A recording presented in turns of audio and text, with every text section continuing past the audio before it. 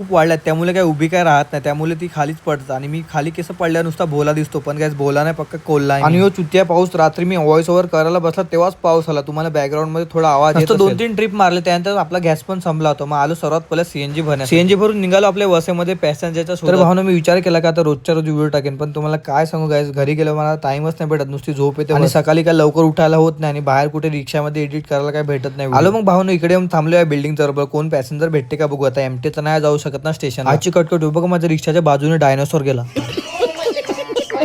रात्री मग रिक्षावरून घरी गेलो, लगेच तयारी करून आलो आपला केक घेण्यासाठी, कारण आज होता आपल्या निखिल भावाचा बर्थडे. दुकानातून लगेच केक घेतला आणि प्रणय भावाला पण उचलला आणि लगेच आम्ही निघालो जाण्यासाठी. लगेच आपल्या निखिल भावाच्या घरी पोहोचलो आणि या आपल्या बाबूने क्लेने चकल्या बनवल्या होत्या, पण गाईज या मला काय चकल्या वाटत नाही.